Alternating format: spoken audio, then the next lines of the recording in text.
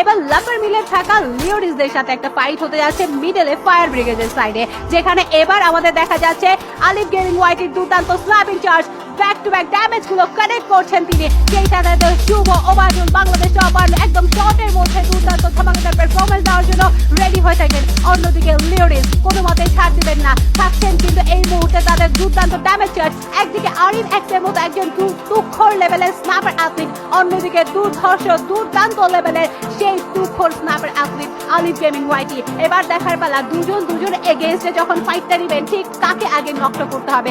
আলিফ জানে কাকে আগে নকটা নিতে হয়, বাট এবার শর্টের মধ্যে থাকবে প্লেয়ার হেই বেরি শর্টের মধ্যে এন্ট্রি দিয়েছে। ওবায়দুল ভাই কোনো মতে ছাড়টা দিবেন না, ব্যাক সাইড থেকে বাংলাদেশ টপার এবার কভারটা করছেন। ওবায়দুল দিবেন নক, শুভ দিবেন knock. Oh what a headshot! Alif gaming right now Bangladesh top one totally on fire. Lioris gaming যাবে কোথায়? ব্যাক সাইডে যাওয়ার মতো এবার কোনো সিচুয়েশন থাকছে কিনা?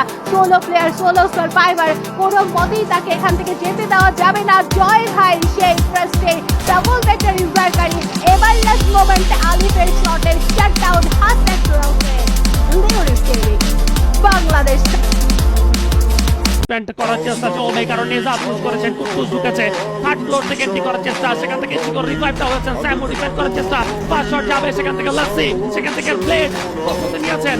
নিজাত থার্ড ফ্লোরে চলে আসেন, কাপির ল্যান্ডমাইন সেখানে ব্রেক করার চেষ্টা চলছে, বাম পাশ থেকে আক্রমণ হয়েছে কাপির ওপর। নিজাত এখনো লক্ষ্য করছেন প্লেয়ারদের, but Kutkus and Blade and Nijat third ফ্লোরে চলে গেছেন, কাপি সেখানে যেতে পারেন। এসেক 9 এর মতো আন্ডারটেকার স্পোর্টস আমরা বিদায়টা জানিয়ে ফেলবো। ওয়ান শট রয়েছে, দুইটা এলিমিনেশন দিয়ে। ও মাই গড, হচ্ছে কি এই মুহূর্তে জেবি রয়েন্টি করেছেন। ফ্রিককে দেখা যাচ্ছে আশেপাশে, এবার পিছন থেকে আক্রমণটা আসতে পারে আর সাইডদের কাছ থেকে ক্রেজি রয়েছে। ফ্রিকের সাথে ওয়ান জন ব্যাটলে জড়াতে পারেন তিনি। দেখা যাক এই মতো ওয়ান শটকে। ও মাই গড, টাইপের কাছ থেকে চড়াচ্ছে না, আগের উপর ব্লেড প্রস্তুতি নিয়ে ফেলেছে। ডাউন টাচ বাই দ্য ব্লেডের, ইয়াপা ব্লেড করেছে ডাউন। ব্লেডের ডিসকানেক্টে কম স্কাইলার ইউজ হচ্ছে, এফজেলে চার্জ হচ্ছে সেখান থেকে এই মুহূর্তে। Oh my god, job makers কাছে গেইটে আউটলেট হতে দেখলাম কুটুসের ফিনিশটা আসছে। নিজাত সেখানে প্রস্তুত, রিভাইভটা করতে হবে ব্লেডকে। দেখা যাক ব্লেডের কথা বলে M590 লাগাতার চার্জ, আরো একটা শট, বাট নো অপর পাশ থেকে শটগুলো আসছে। কুটুস বেঁচে থাকা মুশকিল, বেঁচাতে পারবেন কিনা? আফজল যেভাবে প্রেশার করছে, মেন্টার যেভাবে আসছে থ্রোবলের কারণে বলগুলো সেখানে থাকছে না, বাট আজকে এলিমিনেশন নেওয়া red Haque. O my god, হচ্ছে কি আমি কিছুই বুঝতে পারতেছি। রোমান সেখানে ড্রাগনকে এলিমিনেট করবে, ভাই এতগুলো player. O my god, now physics সেখানে ফিজিক্স ডাউন করেছে, সেখানে নেও ডাউন, টাইপ হবে ডাউন, সেখান থেকে রোল দিস করতে এক্সামিনেট হয়ে গেছেন। আর আজকে এখনো সেই ফাইটে এখনো বেঁচে আছে, একটু সামনে কুটুস লক্ষ্য করা হয়েছে। টোটাল ইউজ হচ্ছে লোকেশন এক্সপোজ, একটা 1v3 ব্যাটলে চলিয়েছে কুটুস। আমরা দেখতে পাচ্ছি ভালো একটা পজিশন একটু আগে ওপেন করেছিল, বাট সামহাউ তাদেরকে মোড় নেওয়া লাগবে জুনের দিকে, সেটা যাতে বিপজ্জনক না হয় সেটাই আমরা চাচ্ছি। ইভোস ভার্সেস আরএইচকে একটা ফাইট হবে এখন। ইকুয়াল টু এইম গড অনেক বেশি ড্যামেজ খেয়ে গিয়েছে, কুটুসকে নকডাউন হতে দেখলাম। সামহাউ ইভোস হয়তো বা এখানে মেন পাওয়ার দিক দিয়ে এখনো স্টিল ভালো একটা পজিশন অবটেন করে রয়েছে। আরএইচকে অনেক বেশি ড্যামেজ খেয়েছিল, আই ডোন্ট নো এখন position still alive, let's C.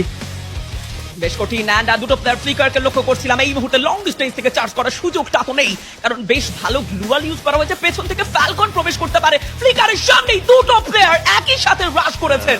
ইমারওয়েজকে এইবারের নিজেদের সর্বস্ব হারিয়ে ফেলেছে। এক লাস্ট হ্যাশট্যাগ তাবেইন এলিমিনেট হয়েছে। টিমটি ব্যাটল করবে, লাস্ট মিনিট ফাইট করবে। Blade Jiku versus blade, last man from CR7 and it's a booyah, and the champion of Bangladesh is Team RHK Red Hogs. The